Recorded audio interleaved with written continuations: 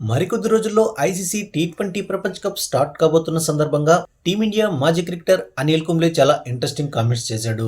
2024 T20 world cup గెలిచిన జట్టును 2026 T20 world cup లో బరిలోకి దిగబోయే భారత జట్టును పోలిస్తూ ఏ టీం స్ట్రాంగ్ గా ఉందో వివరించాడు.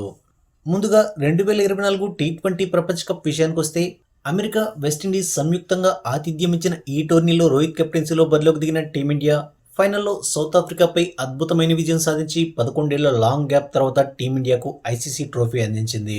ఆ తర్వాత రోహిత్, విరాట్, జడేజా వంటి సీనియర్లు టీ20లకు రిటైర్మెంట్ ప్రకటించిన విషయం తెలిసిందే. ఇక ఆ తర్వాత సూర్య కెప్టెన్సీలో టీమిండియా మరింత డేంజరస్ గా తయారైంది. వరుసగా 9 సిరీస్ విజయాలు సాధించి టీ20 వరల్డ్ కప్ లోకి అడుగు పెట్టబోతోంది.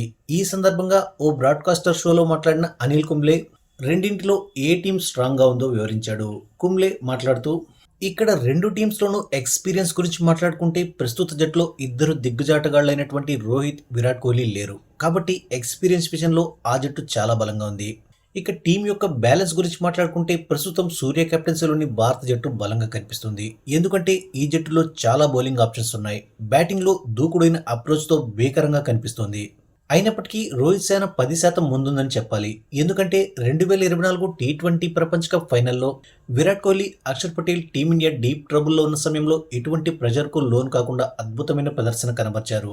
ప్రస్తుత టీంలోనూ అటువంటి పర్ఫార్మెన్స్లు కనిపించాలి. ముఖ్యంగా టీమిండియా కెప్టెన్ సూర్య ఫామ్లో ఉండడం ముఖ్యం. క్లిష్ట పరిస్థితుల్లో అతను రాణిస్తేనే భారత్ గెలుస్తుందని గ్రహించాలంటూ అనిల్ కుంబ్లే చెప్పుకొచ్చాడు.